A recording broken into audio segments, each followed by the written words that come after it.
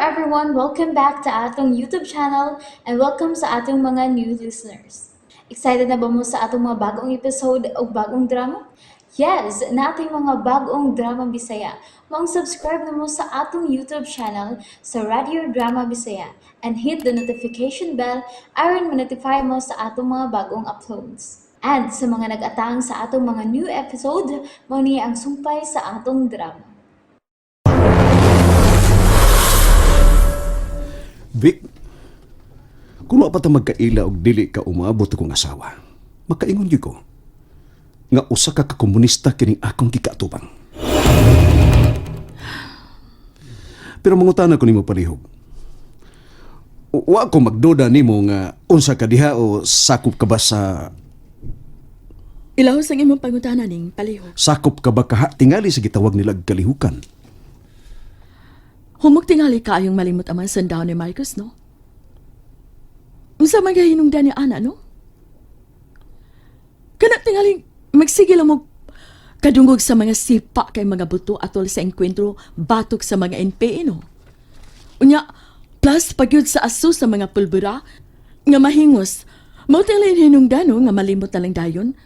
Kay gisultihan man ka ni Ana ning. Nangutana ka naman sab nako bayan Ana. Ug natubag na sab nako nga tungod sa panahon ug sitwasyon karon sa tibuok nasod. Daghan ang merebelde. Daghan ang misud pagka-NPA.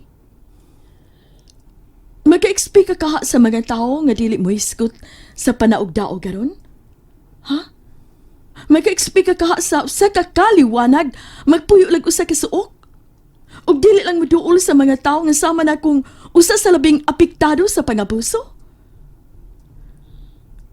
Kisultihan ka na nako nga kikaatubang ko na si kaliwanag. O kining tanan mga bati karon, gikan nako. Gikan kang liwanag. Nahinumdum ako. Pero dili ang mga buto ug asos mga pulbura sa gubat karon nga subo kay hunahon kay Pilipino manggod batok Pilipino. Nga mao'y nakaingon nga malimot ko usahay. Dili perpekto ang tao mao nga usahay malimot ko. Pero usaran ni ka diskusyon. Nga sa ako nang gikasulti, kabisan anam-anam lang magkahibaw anay ta sa usag-usa. Unsay tinuuray mong gipati sa mga komunista, sa mga NPA? Gihatagan na kita kagawasan ni Cristo Vicky. Gani nagpagkataho siya, nagpasakit siya. Nagpakamatay siya aron ng kahatagan ko gawasan ng tao. Kagawasan, ha? Pung kagawasan, mo ay akong gisgutan din eh. Kagawasan sa pagpili sa tao kung ang iyang pilion mauba ang dautan o ang katarong. So special privilege kana sa matag tao. Hinatag na sa Ginoo busa biblically kabubuton sa Ginoo nga iyang hinatag diri nato. Busa naara na sab nato ang pagpili kuno sa itong pilion ug dinhi na musud aron mo apil aron barugan ko kung unsa akong gipanumpaan nga balaod tungod kay wa sa balaod nga akong gipanumpaan isip militar nga welcome sa atong demokrasya ang ideolohiyang komunismo. Ug diha na napita nga makigtukis ko kay kontra ko gyud ang komunismo. Pakigbatukan ko gyud bisan kamatayon pa ang maong ideolohiya. Di na tingali ko angay mo puno og pangutana. Pero Unsay pero? karong bago lang dito sa Samar. Nahibaw ka ani sa among pag-grade bitaw sa maong kampo. Gihatagan kog higayon nga mubalik sa dughan sa inahang balaod ang mga bagong sakop sa kalihukan. Nga magpakabuhi silang dili ginukod sa balaod. Unsa may nahitabo? Way dugo ang hitabo. Bisan usa lang kakudlis sa samad sa panit, wa gyud kini mahitabo, Vicky. Bisan usa lang katuo sa dugo, wa gyud kini mahitabo.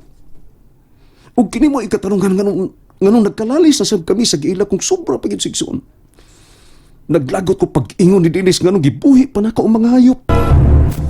Ngano naglagot ka man? Tungod kay dili mga hayop pa lang nako ang mga tawo nga mihangop sa pagdawat ideolohiyang komunismo. Ang buot mong ipasabot, Ang buot ko ipasabot na.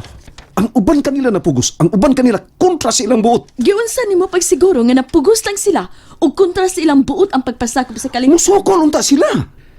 Magpakamatay na lang unta sila kay hugot man ang ilang pagdawat o pagkakusumaw ng ideolohiya. Ngano miduko ka? Mura kag nahugno. Dili magud kalikayan sa sama nako.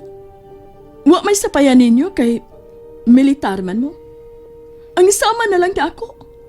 Pila ka kabuok nga milaom nga dili lang kaysa parlamentaryo sa kadalanan, ipaagi ug ipakita ang dakong kasubo ug pakigbisog aron supakon ug batukan ang maong marsyalo. Pila ka kabuok ang tibuok nga paglaom nga pinaagi usab sa armadong pakigbisog mapukan kining madaog-daogong rehimen. Apan sa dako lang kasayon, nadakin-as sila sa danglog ang mga laway sa mga militar, kay may pasalig nga magpuyo silang malinaw ug malipayon kung moampo o mabalik sila sa... Unsa to? Balaod nga imong gipanumpaan? Magkapasalig ka nga parehas nimo ning? Makapasalig unsa? Nga dili tuturan nga ang musurrender aron mutugan kon hain pa ang uban pag mga kampo nga mibatok sa kagamahanan nga imong giserbisyuhan. Vicky, Magkapasalig ka nga gawas sa torture kay dili man gid mutugan ug dili makuha sa militar ang ilang gustong makuha ug mahibaw-an sa mga misurrender ug mga dinakpan ila kining patyon. Wa ka mo tingog ning. Magkapasalig ka ba? unsaon man kanako paghatag og pasalig nga sa ako nagikasulti nimo, dili ko parehas nila. Mao gyud ay. Kung mabahin-bahin lang nako o kining akong lawas, Vicky, buhaton ko gyud kutob sa akong mahimo aron nang masanta sila. Kung mao ka na, expected na nga may manglutaw nga mga patayng lawas sa kasupaan o kasapaan. May magbuyod na sap nga mga patayng lawas nga nakipisok batok sa marsyalo. Kano sa ka matapos kining sakit kaing talanawon. Mangita ko palihog sa gipanumpaan mabalaod. Kinsa mang balaod karon ang masunod. Matod pa nimo, subok kay unahon-naon nga ang naggubat Pilipino batok Pilipino. Pero unya di ay gihagad o gikumpinser ang mga Pilipino sa laing Pilipino aron dawaton ang ilang pagkawaydag-anan nga dili gid makabaw sa ilang kapilihan. Luuya nila no? Sakita sa paminawon sa.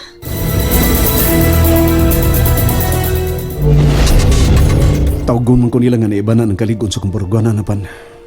Ngaan nga asawa ka na nako unya, pero sultihan ko ikaw bahin ani. Palihog di ko gusto nga maabot kini ngadtos lain. Unsa? Gusto na ko mugawas sa akong serbisyo. Mugawas ka sa pagkamilitar. Unsa hinungdan? Nagsugod ang akong kalibog, Vicky. Nagsugod kini dihang nakalungog kog mga hilom nga balita nga nabuwag na karon sa duha ka bahin ng armadong kusog sa Pilipinas.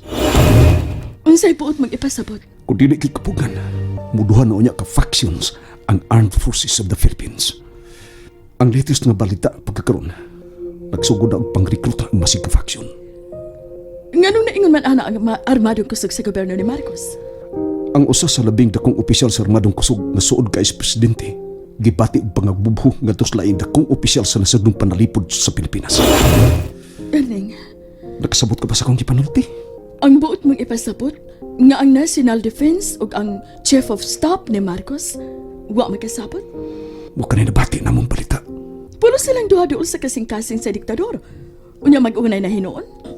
So Rening, Tungod sa pangabubuh, may insecure ang usa kung ang laing usa pirmi lang ikuyog sa presidente o pirmi ipatawag sa presidente. Ang taga-chief of staff nag-loyalty check na kung kinsa ila. Mausab ang taga-nasudnong depensa nag-loyalty check na sab ug nagsugod na kuno sa pagpang-recruit. dili gyud kalikayan ang pagbanggaay karon sa mga dagkong ito ni Marcos tungod sa sistema karon sa nasod. Dili gyud mawa ang pag-ilugay og mga pangabubo tungod kay nag-iya-iya ang ilang kahangul sa gahom. Posible gani. Posible gani nga mag-unay-unay na unya. Posible gani nga magkinuutay unya kinabuhi ang masig ka faction. Kung dili mahugno kining diktadoryang Marcos sa mga NPA, hayan ang mahugno ni ini maoray kahapon ang iyang mga itoy. Kung mahitabo na kana, unsa man kay status ninyo sa suod mong amigo, si Dennis? Kung naapa ko sa serbisyo ng higayon na, kana kung dili man gani kini masanta. Timan ining akong isulti ni Maning. Bugtong makasanta ug makapahugno aning diktadoryang kagamahanan, maoray gyud ang katawan. Pero ibutang nato nga mudangat gyud ang Pilipinas sa panahon nga gikahadlukan mong mahitabo nga mabahin-bahin gyud ang armadong kusog ning nasod. Mag-uban ka gihapon ang inyong desisyon ni Major Dennis Trinidad? Daganang higayon nga dili gyud magkahiusa nga among una. Ako nang nakita sa unahan kung mahitabo magani nga akong gikadlukan nga kami usab si Dong Dinis. Magkabuwag ang among mahukman na ng higayon na. Hangyon ta ka nga tipigig maayo kini laing tinaguan nga akong isulti nimo. Sobra pas Dinis akong isuon. Tungod kay sa dili madugay, maasawa ko na ikaw. Ipasali ko ni Maning.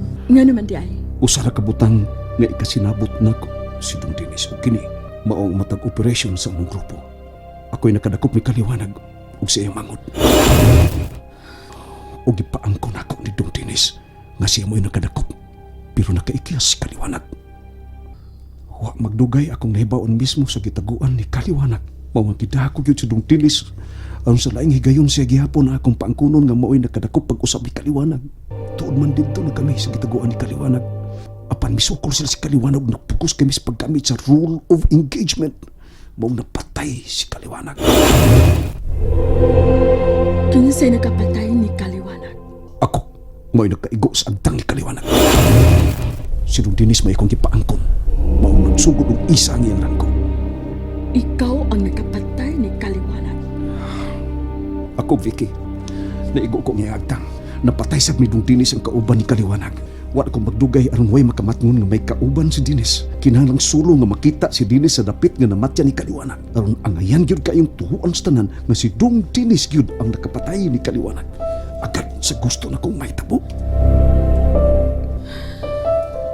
Vicky, dili lang kay mga NPE ra nga akong napatay. Unsay pot mang ipasabot? Tunay mga tao nga kaaway ni Dong Dinis. Buot na gisang patyon. Swerte na gitingali nga ako'y ilang na atlan. Tugad dili magikubuot nga may muhilabot bisan kusik lang sa kong higala. Mawagipatay ko na lang yun sila. Ingon ko di ay ana ang imong pagpati ni Dennis. Ingon ana na ko kapinangga ang giisip kong sobra pa yun sa kong igsoon. Katong si Kaliwanag. Oh, si kaliwanag. O kung dili pa martial law karon, dutlan na na sa Dong Dinis. Nga naman. Dili na tingali na nako ngayong isulti ni mo. Gisugdan mo nagpuak ang mga tinakuan kung unsa si Major Dennis. Ako na imong gisultihan tungod kay hapit ako nimo maasawa ug bana ko na niya ikaw. Isulti ang tananing. Gisugdan mo na kinig sulti mao nga tapos sa kini, Ernesto. Girape ni Dennis si kaliwanag. And there you have it, everyone. Thank you for listening for today's episode. Stay tuned for our next episode. Bye bye.